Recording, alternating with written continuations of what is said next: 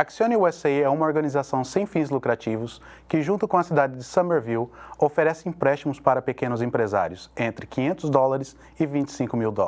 Se você é um pequeno empresário e necessita de um empréstimo, contacte-nos, pois estaremos prontos a atendê-lo. Acción USA es una organización sin fines de lucro que provee préstamos para microempresarios que no tienen acceso a capital por uno u otro motivo y que no pueden obtener financiamiento para su negocio, ya sea para expandirlo o para empezar su propio negocio. En Acción USA le podemos ayudar con préstamos que van de $500 a $25 mil, $15 mil para negocios que van a empezar y hasta $25 mil para negocios que están establecidos.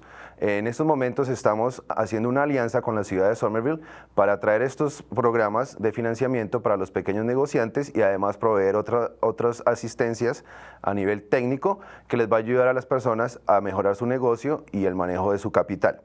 Por favor, contáctenos si tienen alguna pregunta o si está interesado en aplicar para un préstamo al 617-616-1579 o al 617-625-7080 extensión 1335 y pueden preguntar por Andrés Silva. Muchas gracias.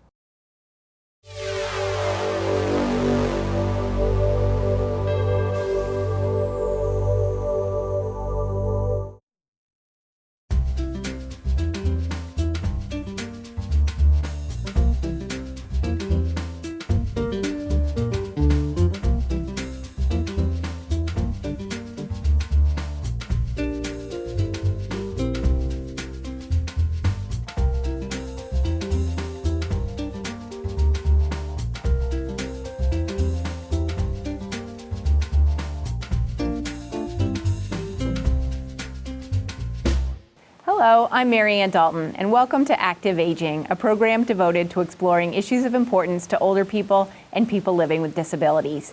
Each month, we'll provide you with information and resources to help you live a healthy, satisfying, and independent life.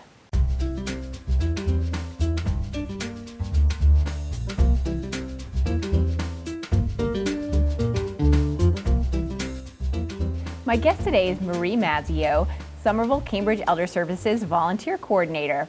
Welcome to the program, Marie. Thanks for having me on, Mary Ann. I've heard you've started a really exciting new program, the PET program at SCES. And can you tell me a little bit about what are the services offered by the PET program? Well, it provides a lot of services. We divided it into 3 categories. One that we can help seniors with food and low-cost veterinary care, visits by a therapy dog, and we also have a therapy cat, and education as to what to do, what provisions to make if they can't care for their cat. So what do you think the biggest problems facing senior pet owners are? Pretty much affording to be able to medically take care of them. That's interesting. So is it just that vets can do so much more today, so that it's that much more expensive? It's just becoming so unaffordable. I mean, sometimes the lowest vet, just to walk through and get a vet exam, seniors are looking at a $45, $55 just to walk through the door and have a pet taken care of, and then by the time they're done with vaccinations, it's right up there over $100 just for an annual visit. That can be very trying. So if you're living on a fixed income, that's a real problem. But we know that pet ownership has a lot of health benefits for seniors. Absolutely.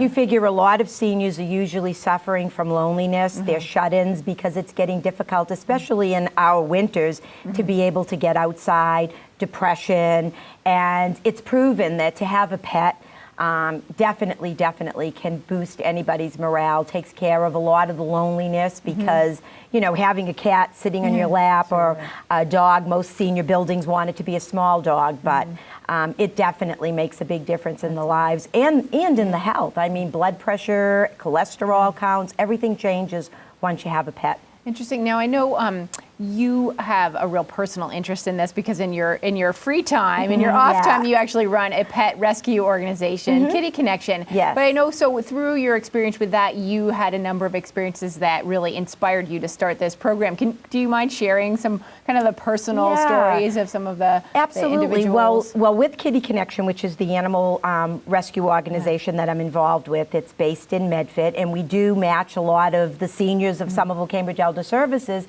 If they want to have a pet, we will look for them to get a pet.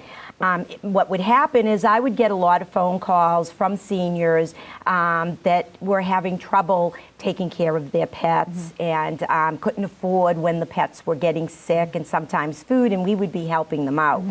And it just so happened at Somerville Cambridge Elder Services, I can think of one really sad story is one of our clients happened to go take their sick kitty to the hospital. It was late at night, and when they got there, they were honest, and they said that they didn't have any money, and they said that they were sorry that there was nothing that they could do for her. And as she turned around to go home, this cat died in her arms. And when she got home, not only had that cat passed away, but another one was sick. And she called the Kitty Connection line, and she was crying and said, I know there's nothing that you can do to help me because I don't have any money. And I was able to call her back, and I told her that we were going to do something to help her. And I contacted Judy, who is a Kitty Connection volunteer as well as a Somerville Cambridge Elder Service volunteer. And I went and picked up the kitty, met Judy, and Judy took the cat and rushed her to the hospital. And this story for this client was enabled the vet that we work with at Somerville Cambridge Elder Services that does provide our low cost to take Somerville Cambridge Elder Services on.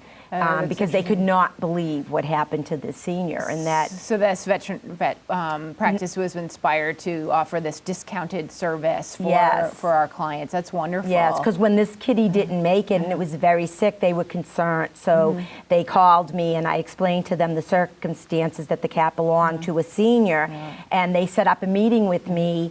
And I went to sit with them and talk to them about our clients and how seniors are really in need of financial assistance, food assistance, and they open their door and are providing seniors with low cost. Wow, yes. that's a really great story. Yeah. Another story that really inspired me was in terms of the pet visiting component of the program. The woman who was dying, she's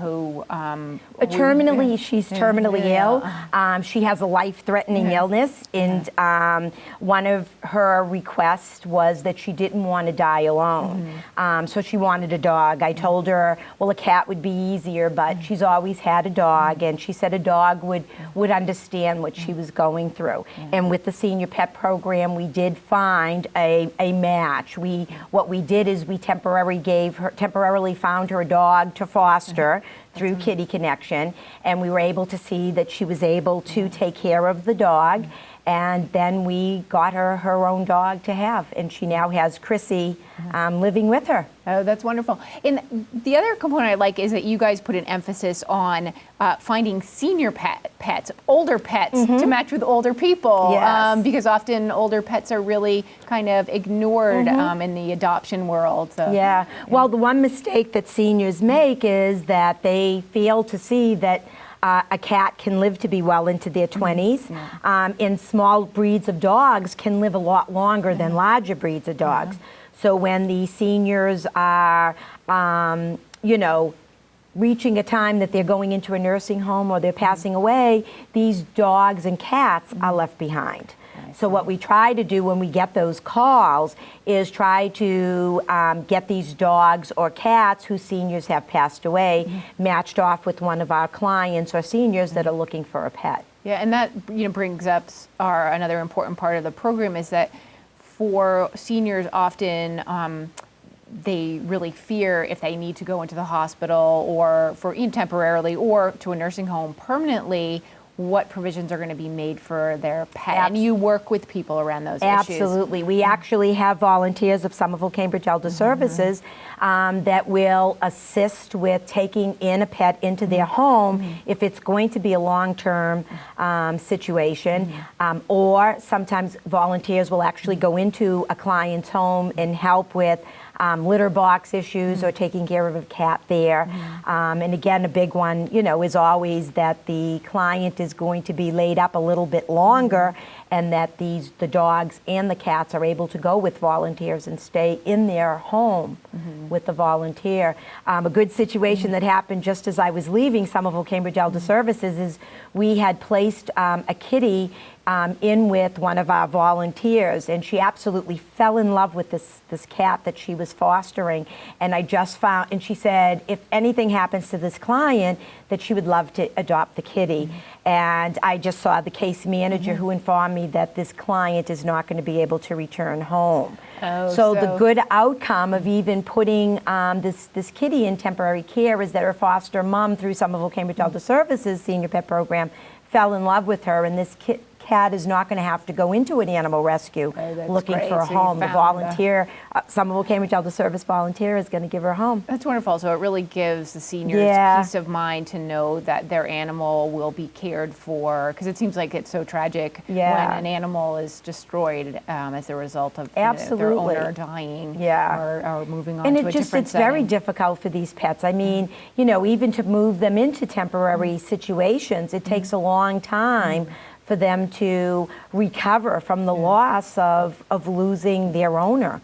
Even if it's temporary. Yesterday we had another kitty that came and spent a couple of hours at Somerville Cambridge Elder Services waiting to be reunited with his owner, and I actually did the reuniting and brought the kitty, and the pet owner opened the cat carrier and the cat came out, and I wish I had a movie camera so that you could, the cat just started rubbing all up against so excited that he was back. His tail was up like he knew he was home. And his daddy was just like so excited to see him. That's great. Well, I know you're a real advocate for responsible pet ownership, spay, neuter, taking the animal to the vet. Can you tell us how you work with seniors to help them assess whether they are really capable of having an animal?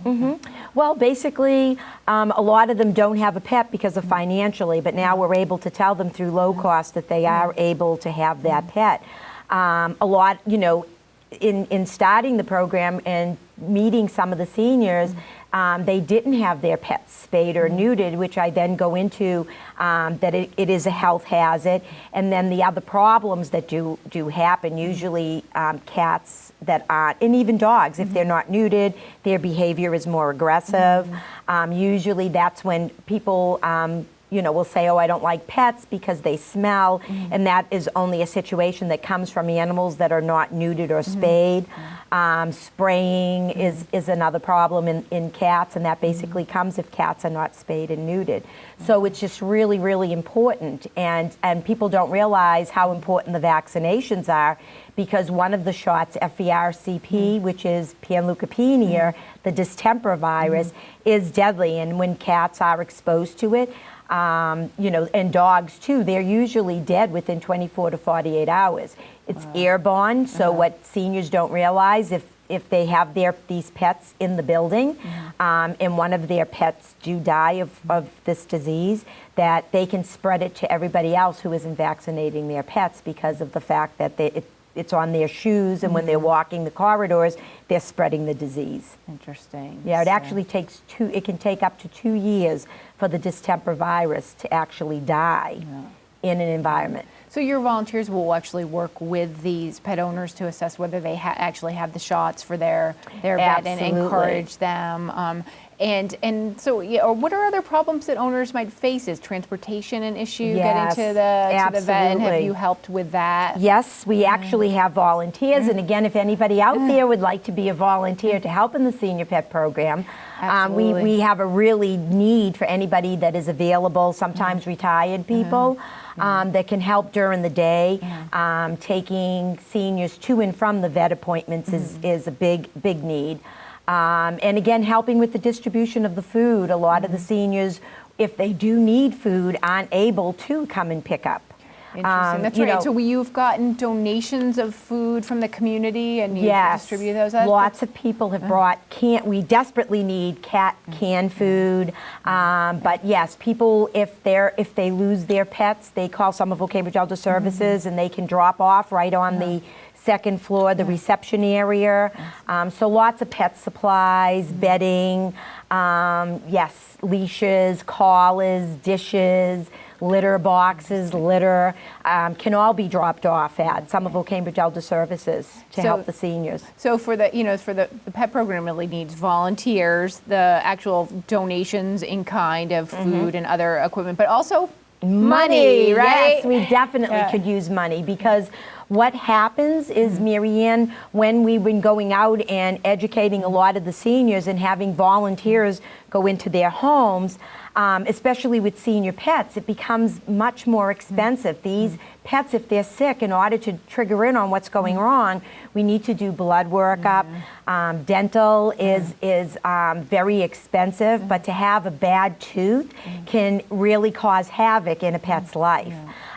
So some of our clients have had vet bills of $600, $400, $500, and just to take care of these pets. And what has helped these clients is cash donations. So anybody that would be able to help assist any of our clients with some veterinary care is definitely appreciated. Right now, we're getting ready. We're doing a spring appeal. That's right. We're going to have a mailing of 1,500 pieces, but lots of you people out there might not be on our mailing list. So you can call Somerville Cambridge Elder Services at 617-628-2601 and ask, how can I donate money to the Senior Pet Program of Somerville Cambridge Elder Services? And they can also go, we'll post all this information at the end of the show, but they can go to the website, eldercare.org, and we'll also post our address if people want to send in donations.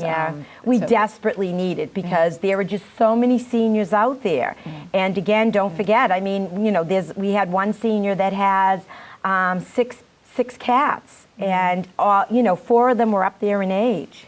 And definitely had, big vet bills and emergency situations of rushing some of these senior kitties to the hospital to be euthanized because they were just so sick. Yeah, no, it's really amazing the need that's out there for these animals. Yeah. And so I think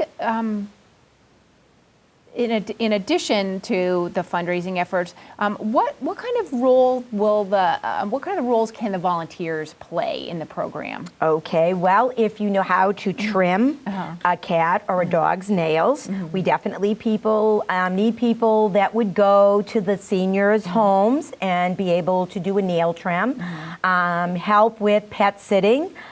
If you're able to take a senior's dog or cat into your home, if they go into the hospital, that's a desperate need right there. Again, being able to do transportation to and from medical appointments, help with bringing supplies to the seniors, education. One of the next segments that we're going to be starting on is actually trying to get some pet education of how seniors can prepare for something happening to them. A lot of seniors take for granted that what little they have, they're leaving to their grandchildren, niece, nephew, and when that does happen, they're thinking that that person is also going to take their dog or a cat. But my experience in animal rescue has been they usually take the inheritance, and the pet is dropped off at the pound. So that's something that is really, really important. So some volunteers that would really be interested in learning about that aspect and being able to go out and into some of the senior buildings and working. We do have questionnaires with a lot of these seniors that are going to need help in that area. So some counseling and one-on-one with seniors is going to become very important. And the therapy dog and cat, are those special? Do they have special certification to go into people's homes? And is there a need for additional therapy cats? We definitely could use some, we definitely need some therapy dogs and therapy cats. So anybody too that has a pet that's really good-natured and be interested in sending their pet off to be a therapy dog, yes, we definitely could use that. Buddy is our #1 therapy dog, and we've had Wendell, who has also gone in and has helped with some of our clients that have been very depressed over one situation that has been happening in their life. But poor Buddy's overwhelmed, and we actually have a waiting list, you know, for clients that would love to have a dog be able to visit. Well, it's nice too, because I think often people you know, see the therapy dog in sort of an institutional setting like a hospital or a nursing home. And I think what's unique about your program is that this is actually going into someone's home. So. Absolutely, yes, yes. And the good thing too is even when you're looking at the pet sitting and even the pet visits, is that it's ways for seniors that really can't have a pet. Maybe they can't take care of a dog or they can't take care of a cat. Having one visit is great. And sometimes even a temporary stay with the pet works out great for a lot of the seniors. They may not be able to take care of them for a long time, but having one come and stay with them for a few days is really a boost to their life. Oh, that's wonderful. Well, thank you so much, Marie. This has been so interesting, and the best of luck with the further development of the pet program. Thank you. Thank you.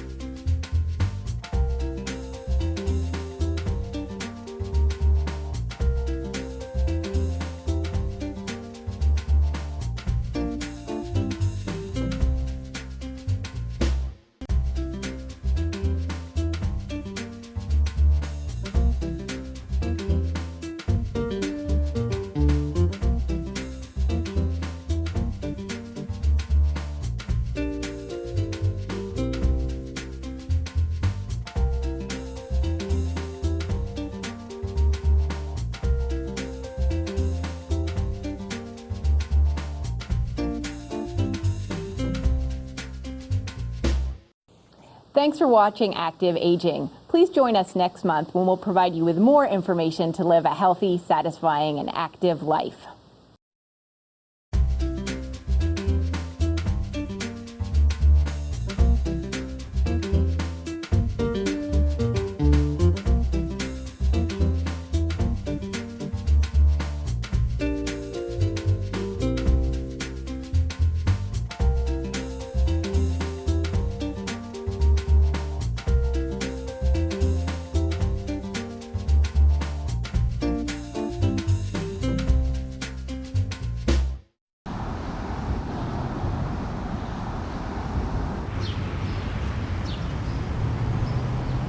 I love the Somerville Public Library because it's a quiet place to help me study for my college exams. I avail myself of the services of the library periodically.